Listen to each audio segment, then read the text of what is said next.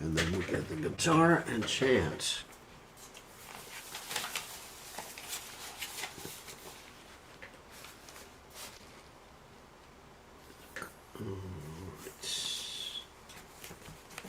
Songbook. There's some songs out.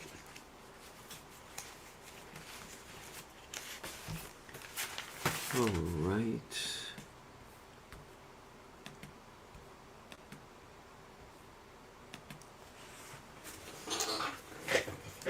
Say songs.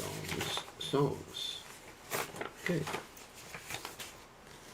Oh, hey, Vaishnava Thakura.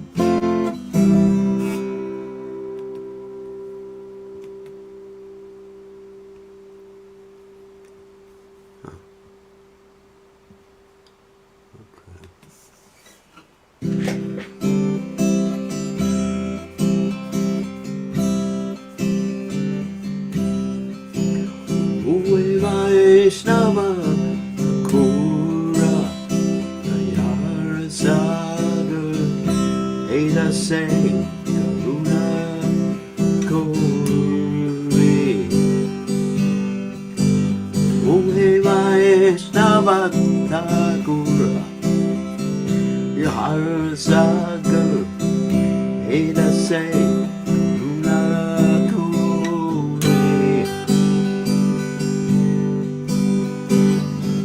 Dia Pagat Shaya Shunaya Maya Tomarat Jurana Dori Dia Pagat Shaya Shunaya Maya Tomarat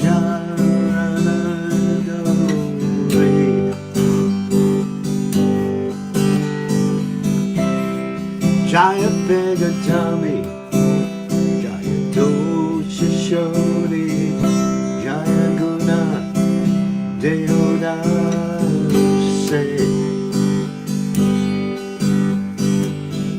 Jaya Begatami, Jaya Dosha Shodi, Jaya Guna, Deoda Se.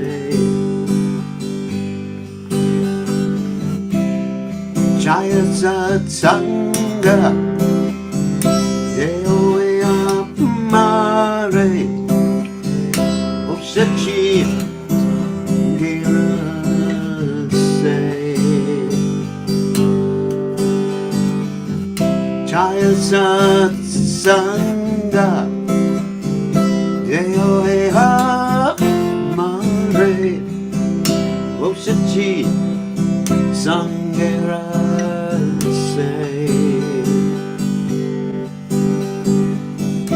Ekaki Amara No Boy Bolo Harinam Sankirtane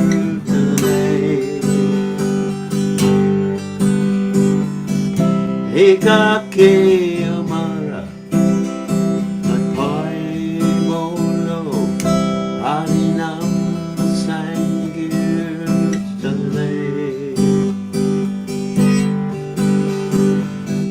To make kripa kori Shana Vinda Diya Krishna Namadane.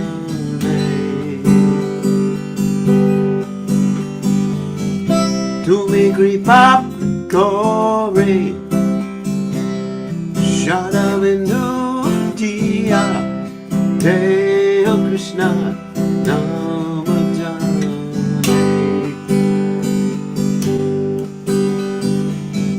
Krishna say Tomara Krishna Dite Paro Tomara Chikati Ache. Krishna say Tomara Sajite Paro Tomara Chikati Ache. Amito Kangana Krishna Krishna Bole Daitama Bache Bache. Amito Kangana Krishna Krishna Bole Daitama Bache Bache. Oh hey Vaishnavata Goyara Saga Eda say Garuna Govi.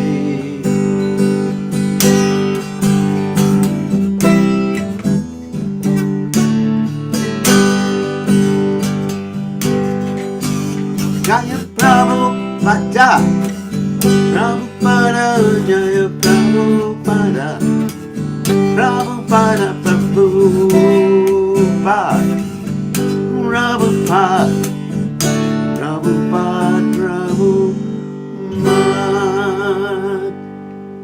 Jai Om Vishnupad Paramahamsa Paravidikacharya also Tela Satashi Shimad, His Divine Grace Abhaya Chananada Bhaktivedanta Goswami Srila Prabhupada Ki Jai.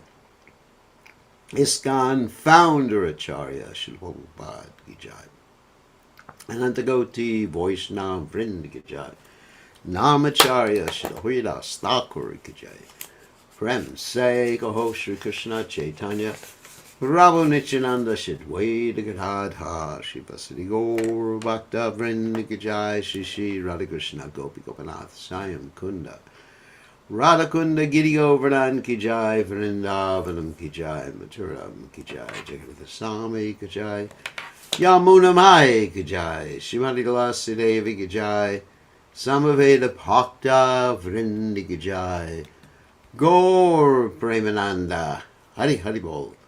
All glories to the assembled devotees, all glories the assembled devotees, all glories the assembled devotees, all glories to Srila Prabhupada Ki Jai, Nama Om Vishnupadaya, Krishna Prestaya Bhutale, Shrimati Bhaktivedanta Swami, Namani Namaste, Saraswati Devi, Gauravani Bacharni, Nivashesha Shinyavadi Paschatya Dejatarni, Prabhupada Ki Jai. So, let's read the translation. O Venerable Vaishnava, O Ocean of Mercy, be merciful unto your servant. Give me the shade of your lotus feet and purify me. I hold on to your lotus feet. Teach me to control my 6 passions, rectify my 6 faults. Bestow upon me the 6 qualities and offer unto me the 6 kinds of holy association. I do not find the strength to carry on alone the Sankirtan of the holy name of Hari. Please bless me by giving me just 1 drop of faith with which to obtain the great treasure of the holy name of Krishna. Krishna is yours. You have the power to give him to me. I am simply running behind you, shouting, Krishna, Krishna. All right, let's continue with the Jaiva Dharma by Srila Bhaktivinoda Thakur, and the song O He Vaishnava Thakur is also by Srila Bhaktivinoda Thakur. So, Om Ganat Simaranda Shah Gananjana Shalakya Jakshurun Meditam Yena Tasmai Shri Gurave Namaha. I offer my respectful obeisances unto the lotus feet of my spiritual master's divine grace, A.C. Bhaktivedanta Swami Srila Prabhupada, who so kindly opened my eyes with the torchlight of knowledge while I was blinded in the darkness of ignorance. Okay, so let us share the screen. Jaiva Dharma ki jai. Alright, let's just get this set up. Alright, that's a pretty good setup here.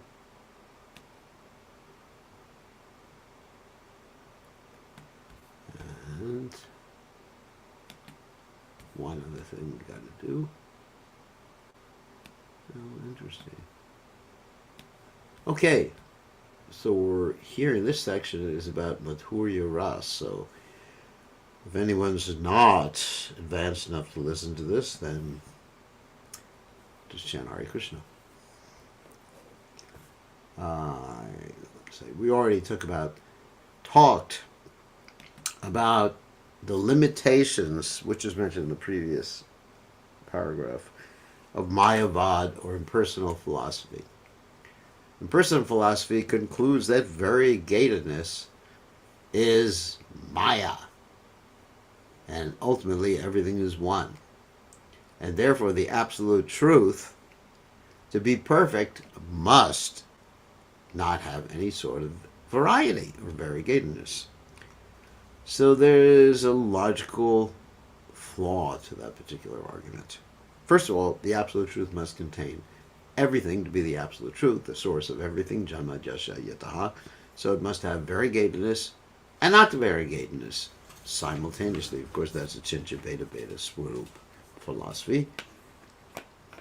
Chincha Beta Beta Tadwa, also Swarup too. Yeah. It actually get used in that particular way. So, let's continue. In the Parama Vastu, Supreme Absolute Being, Vastu is, basically the substance. Vastu means substance. Okay. Vastu, Vastava. Yes, substance.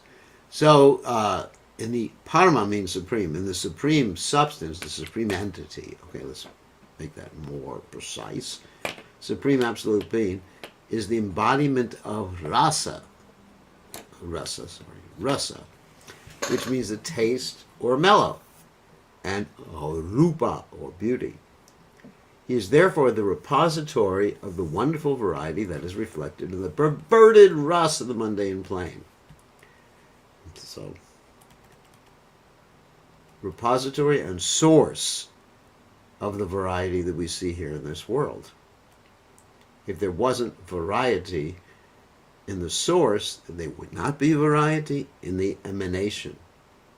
In other words, if there wasn't variety in Krishna, there wouldn't be variety amongst us or in this world or in anything. It would all just be energy. Let the force be with you. Actually, this astonishing mundane variegatedness should lead us to infer the existence and nature of an absolute transcendental rasa beyond the material senses. In other words, when we see the variegatedness of this world, we should understand that which created, that which it came from, must be more variegated. For example, if I give you $10, you can understand that I have at least $10 and probably a lot more, because I wouldn't give you $10 unless I had a lot more. I wouldn't give you my last $10. That would be crazy.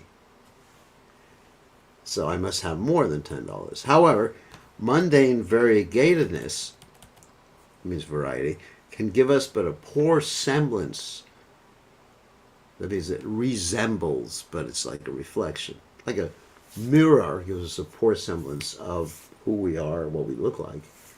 So in the same way that the material variegatedness that we perceive can but give us a poor semblance of the spiritual taste. The latter, that means the material variegatedness, being composed in a totally different way. It's composed of earth, water, fire, air, ether, mind, intelligence, false ego, and composed of asat, Achit, and Nirananda. Temporary, ignorant, and misery. In the spiritual world, Shantaras, a spiritual mallow characterized by dispassionate temperament and neutrality of feelings, is on the lowest rung of the rasa gradation. So, rasa means taste. So it's spiritual, but it's on the lowest rung. It's not low, but it's the lowest rung, comparatively. It's comparative. It's not bad, it's not low, but comparatively speaking, it's not the highest, not the next to the highest, not the next to the next to the highest, not the next to the next to the next to the highest. It's the next to the next to the next to the next highest. I probably got a few wrong there. Above Shantaras are Dasha, Sakya, Vatsalya, and Madhurya Ras. That means servitude, friendship, parental, and conjugal, consecutively, one after the other. However, through the principle of reflection, Madhurya Ras, the topmost Ras in the spiritual world, is the bottommost in the mundane plane. Sorry about you romantic people, or for you romantic people. That's what it is, what it is. All this romance and hearts and flowers and everything like that is just a reflection of Krishna's Ras. Sorry about that. Similarly, in the mundane plane, Vatsalya is above Madhurya. So in the mundane plane, okay, that's for those you don't know, we are on the mundane plane, or in the mundane plane. So in this mundane is material world. In this material world, Vatsalya, parenthood, is better than the conjugal. Then come Sakya, friendship, which is even better.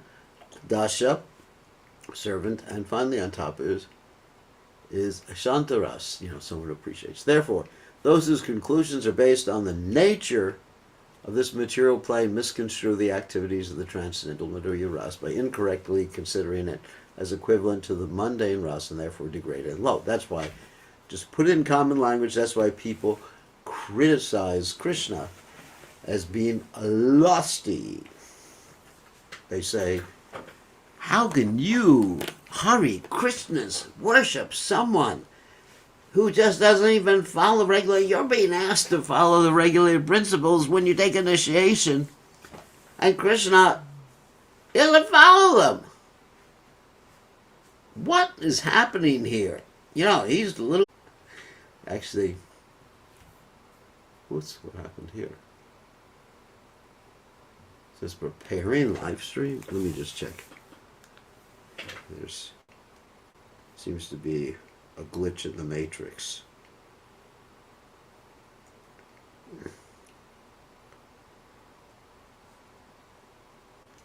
Better not be a glitch in the matrix. No, there's not. The matrix is functioning.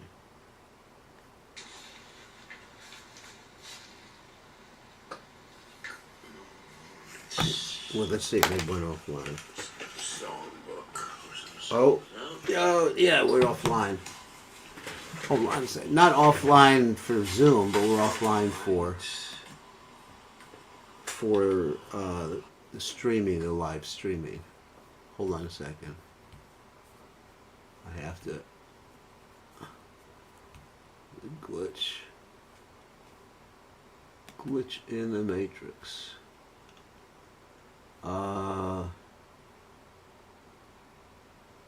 Again. Give me a second.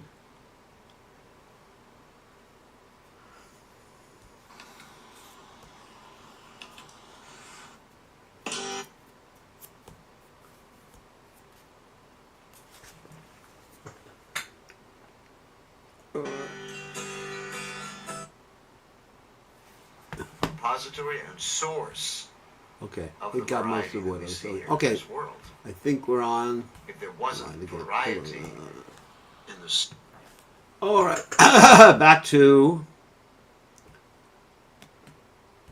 sharing. Whoops.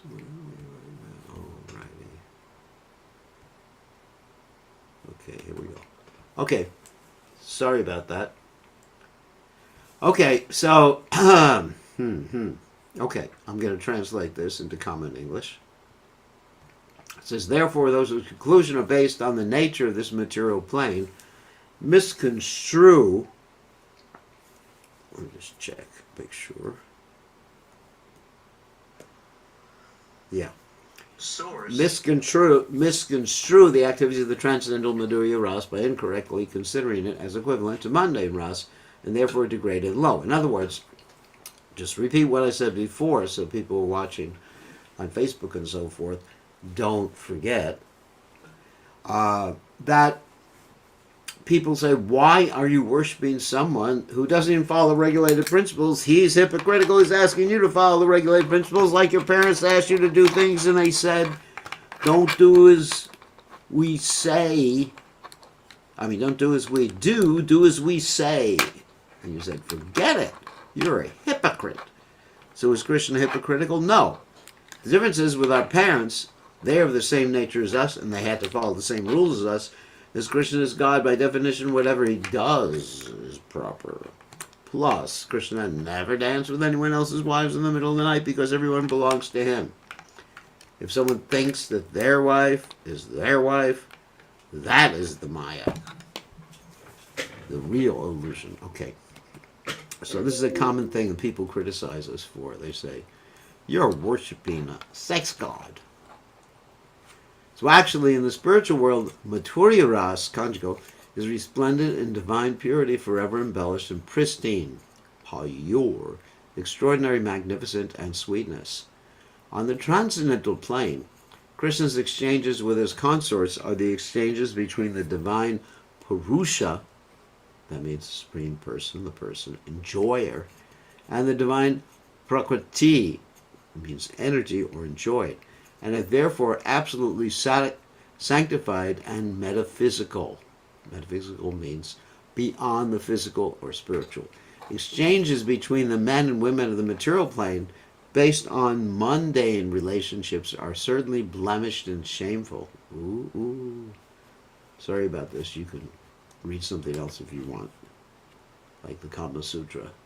But there's no equivalent transgression of innate dharma on the transcendental platform, because in the purest conclusion of Tattva, Krishna is the only Purusha, which is just what I said, the only male ontologically. And his devotees are all Prakriti, or energy, his energy by nature. So people in this material world, they imitate Krishna thinking that my wife or my husband is my energy. You know, I'm the controller, I'm the boss, and this is my energy. Especially men like to think like that about their wives. They think that, you know, I am your Krishna and you are my Radha. Oh my God. What a poor excuse for Radha and Krishna. You can say, you know, you are my Mandodari and I am your Ravan. I think that would be pretty accurate. Mandodari. Mandodari is the wife of Ravan, amongst many others, of course. Ravan was quite expert in marrying a lot of girls. Since in the material world, both the enjoyer and the enjoyed of mundane ras tastes are jivas. The entire business is unethical and exploitative, contradicting the nature of tattva, which is what actually I said previously, that ourselves were all jiva. So jiva should not be subordinating another jiva. In other words, should not take a higher position than another jiva. We're all in there together. I mean, yeah, for practical purposes, you know, there's a guru and a disciple. But the guru's not thinking I'm better than the disciple. The guru's thinking I'm rendering service by guiding this person in Krishna consciousness. That's the nature of the tattva, the truth. In reality, one jiva is not the lord and joy of another jiva. This is quite a heavy statement. You parents, you're not the enjoyers and the lord of your kids. One thing we're going to do next Sunday in our Sunday program, we're going to talk about the ABCD phenomena, where the parents often think they're the lords of their children, and they're going to shape their children like little pieces of clay to be little replicas of them. If they were doctors, their children need to be doctors. At least their children have to become software engineers. But all jivas, according to their eternal dharma, are rather the bhogya, they're enjoyed, and Krishna is the sole bhokta, enjoyer. Remember that. We are meant to be enjoyed by Krishna. Just like you have a plate of food, prasadam. I mean, you honor the prasadam, but you're enjoying it. I don't really understand if the prasadam is the enjoyer and you're the enjoyed, unless you take the prasadam as meaning Krishna. I mean, I guess you could talk about that. Well, let's take a mundane thing. Let's take me and my car. Is the car supposed to be enjoying me? That's pretty stupid. Because by nature, it's of a lesser quality. Of course, it's dull. The jiva is not dull matter. If the jiva accepts a role antagonistic to his eternal dharma, servitude, his attitude is reprehensible. Means bad.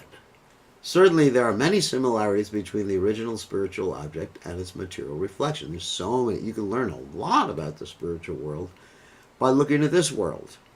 A lot. Therefore, parallels between mundane man-woman relationships and Krishna's transcendental pastimes with the gopis are inevitable. However, the former relationships are vile. As I said, if this is going to hurt your feelings, please tune to another channel. That's my humble request. Mundane relationships. If the man and woman are married and they have a partnership to serve and take care of their children and help their children become Krishna conscious and do their dharma, that's not vile. But this whole conception of enjoying someone else is the vile aspect. So that's what we have to give up. Not the relationship itself, but the idea that someone is meant for my pleasure. Someone is an instrument for my pleasure.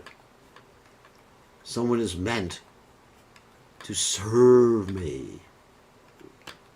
Just like Srila Gauranga Babaji one time had a newly married couple come to see him.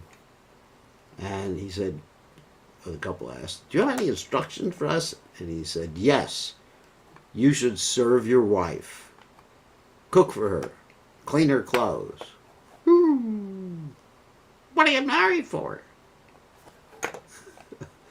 So anyway, the former relations are vile, so no one is our servant. We are the servants of Krishna, which ultimately we serve everybody by connecting them with Krishna. And the latter, that means Krishna's pastimes with the gopis, are sublime. They're wonderful. Vijay said, "Gurudev, thank you very much. Your wonderful analysis has strengthened my faith in this self-evident truth, dissolving the clouds of doubt. I have now gained a firm understanding of the subject of Madhurya Ras, the conjugal relationship of the spiritual world." How extraordinary is this Madhurya Ras? To express the name is nectarian.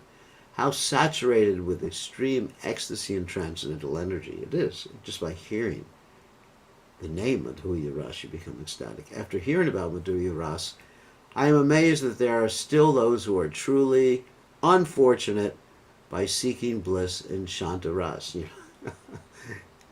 He's feeling compassion for those in lower rases. But that's their constitutional position. I'm keen on hearing the finer and more profound details of Madhurya Ras. Kindly explain them to me. So, Goswami answers, in Madhurya Ras, Sri Krishna is the Vishaya, the object of the love. Vishaya also means enjoyer, but he's the object of the love. And his beloved gopis are the Ashraya.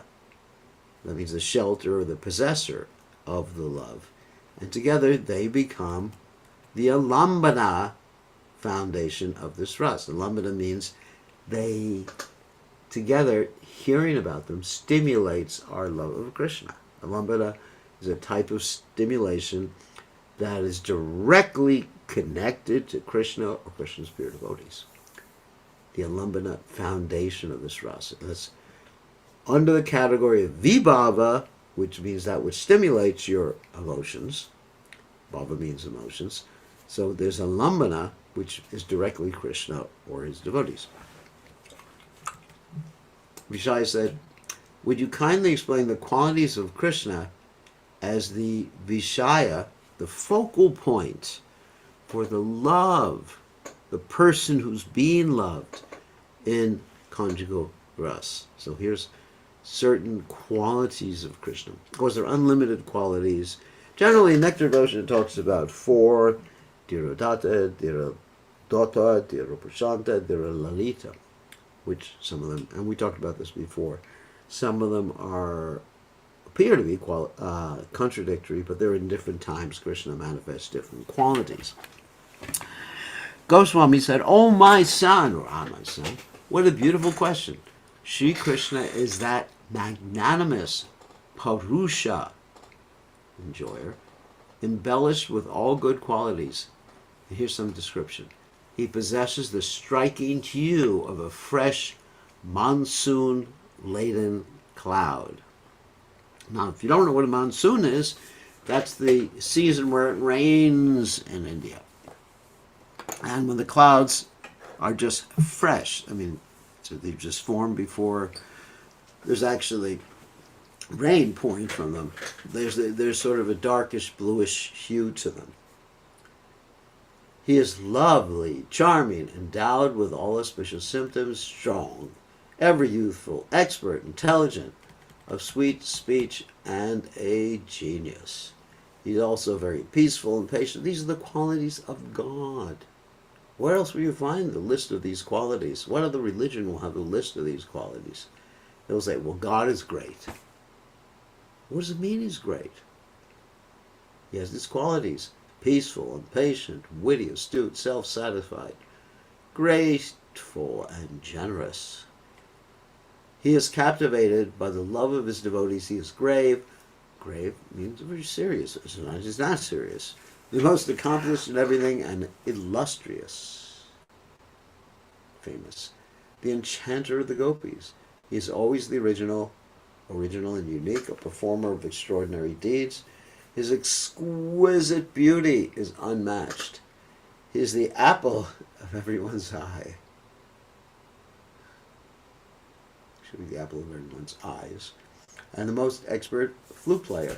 The brilliance of his lotus feet outdoes the pride of Kandarpa, Cupid, and his benign, sidelong glances enrapture the heart of everyone. He is the transcendental ocean of sublime pastimes, activities, Leela, which inundates the hearts of young maidens with unlimited good fortune. Whew. What a description. Who would not want to worship Krishna? Vijay said, Krishna, the repository of all transcendental divine qualities and splendor, is the sole Nayaka, hero of this mysterious Madhurya Ras. Nayaka means the hero. And Radharani is Nayaki. It's a female hero, heroine. I have understood this fact. Previously, even after studying many devotional texts, I gave primacy to logic without question. In other words, he was just trying to understand things through mundane logic. Very bad. In this mood, though I thought deeply about Krishna's personality, I could not develop unflinching faith in him. However, because he hadn't had connection with a pure devotee before. Unless you have connection with a pure devotee and you read all the Vedic literatures, you read the Bhagavad Gita, you're not going to have love and faith in Krishna. I mean, I read the Bhagavad Gita before I came in touch with Prabhupada's Bhagavad Gita, and it didn't touch my heart. It was just actually impossible to understand. However, my heart has now been impregnated with just a touch of ruchi, a taste. Ruchi means taste for bhakti. Very much by your mercy. Now my heart is effervescent, bubbling over. That's what effervescent means. With bhava. And I am constantly experiencing the presence of Krishna. Whew! Wish I could say that. Now, even if I wanted to leave Krishna, he would not forsake my heart. I can say that. How munificent is he? Now I can truly realize the importance of these wonderful words composed by Srila Rupa Goswami in the Southern Division, 5th Wave, verses 78 to 79 of the Bhakti Rasamrita Sindhu. Sarvataiva duruhoyam abhatair bhagavad rasa tatpadam buja sarvasrayar bhaktarivanu rasyate vititya bhavanavartma yaschat chamatkarabarabhu ridi satvo jvale badam Swadate Saurasomata. Those who are convinced that the lotus feet of Sri Krishna are the summum bonum, that means the highest aspect of life, are the purest of devotees, and they alone are capable of relishing bhakti ras. Those whose hearts are bereft of bhakti and rampant with mundane emotion are generally contaminated by impure habits and are fond of logic and argumentation. They can never perceive this transcendental ras. The person who has transcended the noumenal plane, that means material plane that you can see with your senses, and whose consciousness and heart have been enlightened by the brilliance of pure goodness that ushers the dawn of magnificent transcendental bhava motion, is alone able to experience ras. Very beautiful verse in the Nectar of Devotion, the Bhakti Rasamrita Sindhu. True ras is not available upon the material plane. It is of the spiritual world. As the jiva is chit kana, that means a spark of spiritual energy, rasa manifests within his consciousness. So I just want to explain one thing that I posted today to some of my GBC godbrothers and godsisters. So the jiva's size is described sometimes in the Vedic literatures as 1/10,000th the tip of the hair. So there's the whole discussion. What does that mean? How big is that? How big is the tip of the hair? Well, me, knowing mathematics and physics, know that when you have the tip of anything, it has no dimensions. 0 dimensions. The tip of anything. For example, okay, here is what's called a temple. It's not a temple where you worship Krishna. It's a temple of my glasses. Okay, a temple of my glasses, where you worship glasses. So, that's interesting. So, let's say we go all the way to the tip. See how it's rounded at the end? The tip, so there's a point, further. So when you get to the atoms and the subatomic particles, of course now you're in the quantum realm, you eventually get to the point where it's a point. It has no dimensions. That's right. And 1/10,000th the size of something that has no dimensions. You know, like those of you who know a little bit of mathematics know that 1/10,000th the size of 0, or something that's known, is still 0. Okay? Like 0 divided by 10,000 is what? 0. 0 divided by a million is 0. 0 divided by 10 million, a billion, a trillion is 0. That's it. 0. 0, 0, 0, 0. Is 0, is 0, is 0. So the size of this soul is 0, 0, 0 materially. Because it's non-material. It's spiritual energy. It's not material. Material energy you can measure with a ruler. Or at least with, with your scanning electron microscopes or something. So rasa appears only in deep bhakti samadhi. That means samadhi, samadhi. It means absorption, not just meditation, but just complete absorption, being equipoised and being absorbed in something. Those who have received the grace of Shri Guru Dev and have realized the distinction between Shuddha Sattva, means pure goodness, and Mishra Sattva, mixed goodness, which is the goodness of this world, are free from all doubts. What is mixed goodness? Mixed goodness means in this material world, sometimes you have people who are primarily good. They're in the mode of goodness. They'll go through the fields picking the pansies. Okay, shouldn't use that word, pansy, because it can mean several different things. But picking the little flower and seeing how beautiful the flower is, how beautiful is the breeze, how beautiful, all the world is beautiful, like that. And being very peaceful. Even seldom they say, Shanti, Shanti, Shanti.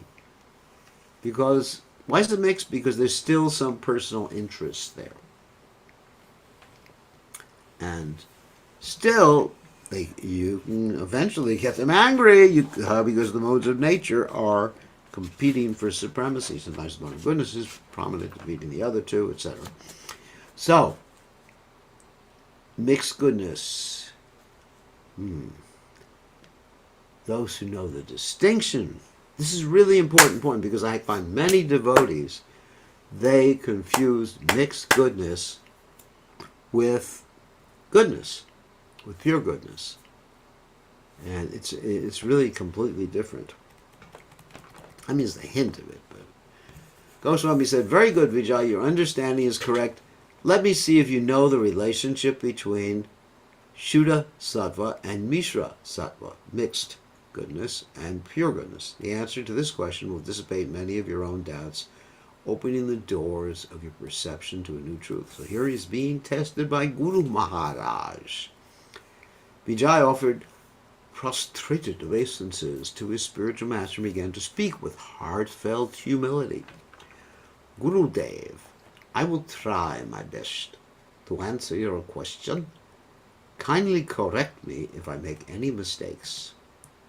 Okay, so here's the answer to the test. Life, being, presupposes sata existence. So here's some definitions here. Sata existence. Or as Descartes said, I think, therefore I am. I exist.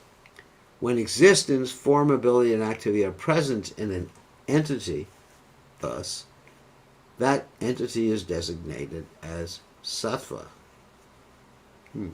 That means, in this particular case, that which exists. Okay, so that's really what sattva means, that which exists, like tattva means that which is eternal. The state of existence, that is, both indicate eternality, that is eternal, endless, ever fresh, perennial, always existing. Like you have perennial flowers or annual flowers. Annual flowers die every year. Perennial, they just keep on producing year after year after year, unless you kill them. Unaffected by time, either past or future, and is infused with extraordinary wonder, is called Shuddha Sattva. So Shuddha Sattva is pure existence that is eternal, basically eternal, never changing, okay? And it's wonderful. Anything begotten by the Shuddha Chit Shakti, that means the pure spiritual energy, pure energy, is Shuddha Sattva. Anything that comes from the pure spiritual energy is also called Shuddha Sattva. And that's the only way that something can exist and be unaffected by time. It's actually a good definition of Shuddha Sattva. We should read that again. Life presupposes sattva or existence when that which exists. In other words, that which exists. Let me relate it to a Bhagavad Gita verse. What is that verse? Nasato vijate bhavo nabhavo vijate sataho ubayor abhidrishta antwas. Antas. Antas 20os tatvadarshati. The sages consider those things, same thing, that have a beginning and an end, that don't continue to exist, as unreal. Unreal in the sense, like a soap bubble, although it exists, but it has a beginning, middle, and an end, and therefore it's considered unreal. And those things which continue to exist are reality, real reality. Okay, just another paragraph. The Maya Shakti, the illusory potency, that is the shadow, reflection of the representative of the Chit Shakti, the spiritual energy, is controlled by the time factor, which manifests the concepts of past, present, and future. Right. That's why we're getting old, or the body's getting old. All the activities of the Maya Shakti, the illusory material energy of Krishna, take place within the domain of the time factor. They are created, having a beginning, and are thus stamped with Maya's creative quality of Raja passion. So that's the difference. One difference between the Shuddha Sattva and Mishra Sattva. Mishra Sattva has a beginning, middle, and end. Just like anything beautiful you see in this world has a beginning, middle, and end. I don't know what you consider beautiful. Let's say you're someone's beautiful body. It had a beginning. It was born. Gets a little better after it's born. And then it goes down, down, down. And, after a while, there's wrinkles and everything like that. And in America, there's a whole industry about what's called life extension. Extending your life. Taking your wrinkles out. Growing your hair again. For men. Growing your hair. You want a full head of hair. What are you doing? Those, whole industry, actually very prominent.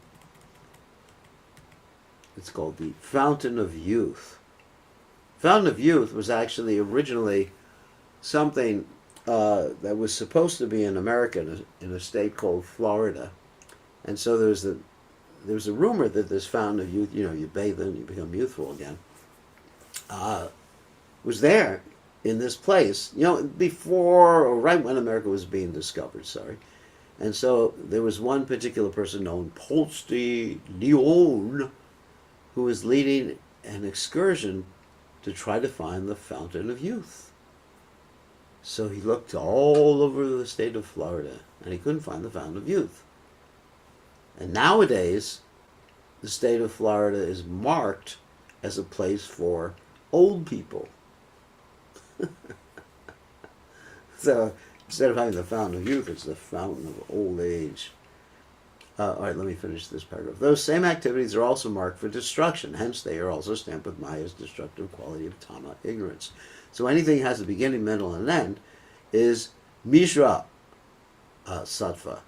Entities endowed with, which is exactly what he's saying here. Mishra means mixed goodness, mixed with other modes. Entities endowed with such qualities of existence are called Mishra Sattva. That means things that come into existence, which actually means the mode of passion. Things which cease to exist, which means the mode of ignorance, or become destroyed at the end. the mode of ignorance. Okay, now we'll stop sharing for all you lucky people, and we will allow you to unmute yourselves. So, Abhay Chaitanya, you have a question. Hare Krishna, Gurudev. Please accept my respectful obeisances. So, my blessing. So, what's up? Gurudev, so does that mean, by definition, that should the sattva, you cannot experience that in the material world because it is time bound. It has a beginning, middle, and an end. Does it mean we don't experience that in the material world? No, the spiritual Ras, spiritual Bob can be experienced in the material world. There's no question about it. Your experience may have a beginning and an end, but the Yeah. Bob doesn't have a beginning and end. The Baba does not have a beginning and an end. So yeah, just like I mean, for example, let's say the sunshine. Sometimes you see the sun when there's clouds. Sometimes you don't see the sun, but the sun continues to exist, right? Yep. Yep. So it's not that. Yes, you can experience spiritual emotions and spiritual rasa, taste, and spiritual rati relationship within the material world. But sometimes you're covered. Okay. The covering is the thing that's impeding your experience like that. But if you're trying to draw some rus or taste from something in this world, let's say you go outside and there's a beautiful. Let me look outside. Oh, it's not a sunset yet. So but there's it's very beautiful and the trees, the light is shining. We're not in the city. It's actually very quite beautiful there. And that beauty manifest in this world is Mishra Sattva. Because Yeah. these things fall apart. But if I meditate on Krishna, Krishna doesn't fall apart. Krishna was never born. Krishna never dies, and so it's not a question of Mishra. It always Krishna. The object always exists. Uh, however, however, my perception of the object doesn't always exist because my perception is fleeting. Just like Yeah. my perception of the outside here is very fleeting. So Yeah. it's the perception that's It's fleeting. temporary. So Yeah. because I'm absorbed in Mishra Sattva, I'm not able to perceive the actual Sattva all the time. It's covered up sometimes. So So, okay. so good. Is it then? Does it mean that you know, the sattva is mode of goodness? Does it mean should the sattva is the same as transcending the mode, that mode, or is it Yeah. different? Well, it's basically the mode of goodness without the passion or ignorance. In other words, without trying Yeah. to we want one's own trying to enjoy or destroy. Actually, that's good. Enjoy or destroy. There's no destruction. It's goodness, but it's purified. So that's why Mhm. the word is used. Uh, Purified goodness and pure goodness and goodness. They wouldn't use the same word unless it had some relationship with it. Mm. So there's some relationship. I mean, it's close because when you're talking about the reflection of the material world to the spiritual world, the closest thing to the spiritual world would be sattva, and it's Yeah. also a point that's easier to, let's say, take up Krishna consciousness or become Krishna conscious if you're in even Mishra sattva. Even if you're in mixed sattva, it's easier. I mean, the example sometimes is that it's easier if you want to take an airplane to go to the airport. So I'm using the Yeah. airport metaphorically to indicate Mishra sattva or mixed sattva. So, if you want to take an airplane, it's a good idea to go to the airport. But you can also go to the airport, especially nowadays, where they have what? They have all the shops there. The airports have actually become like liquor stores in many Yeah. ways. I mean, I'm just amazed. Within the last 10 years, 10 to 15 years, it's flying in the air. Everything, they force you to walk through a liquor store. Yeah. I mean, you can't get to your gate or get through customs without going to a liquor store Yeah. in the airport. So, because that's like Mishra Sattva. So it's Yeah. Yeah. mixed, but still, if you get on an airplane, you can go to your destination. But it's necessary, or to use logical terms, it's necessary but not sufficient. Got it. Yeah. Yes. So using logical terms. Thank you, Gurudev. All right, no more Mishra Sattva. Hare People Krishna. very much attached to Mishra Sattva in this world. That's why, when they go on their vacations, the mountains, the waves. Of course, mountains don't have waves. I understand that. It's just that they're very attached to this Mishra Sattva. And I'm not criticizing anyone. Maybe I am. So anyway, so people are very attached. Oh my God, I'm getting in trouble today. So very attached to Mishra Sattva. And the interesting thing about Mishra Sattva, it actually puts you in other modes of nature after a while.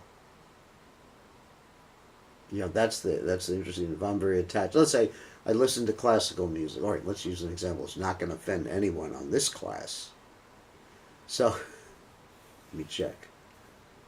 See who's listening. No, it will not offend anyone in this class. So anyway, so let's say I'm very attached to classical music, which there's some types of classical music that I'm talking about either Indian classical or Western classical, or just let's say a sitar playing. India. Now we're going to offend people from India. So let's say you're very attached to, let's say, Ravi Shankar's sitar playing, which is very beautiful. I don't doubt. You play it. Generally it's in goodness. It's a very much of a goodness sound. And so, but what you find after listening to it, the other modes actually come and they strike you. That's what I've seen. Someone sent me a message of herself playing the viola. Anyway, so I should forward that to everybody so you can see it. Let's see, forward it to everybody. Copy. It is forward so everybody can see the wonderful message she just sent me.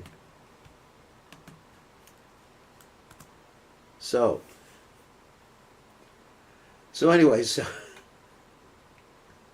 that's definitely not goodness or even mixed goodness in that picture that I just sent everybody in the chat window. So, so anyway, so it just so happens. My experience is, even if you watch something in the mode of goodness, a movie in the mode of goodness, and there are. You watch them in the mode of goodness, and then after a while, the other modes start to take you over. I mean, it's really amazing. Because you're taking this whole enjoying spirit. That's the point. You're trying to enjoy. And the enjoying spirit is naturally passionate. So I'm looking at the trees and I'm thinking, oh, I'm enjoying these trees, I'm not seeing Krishna. If I say Krishna, it's not passion. If I see Krishna, it's not passion. And see them as glory. Oh, how wonderful Krishna is.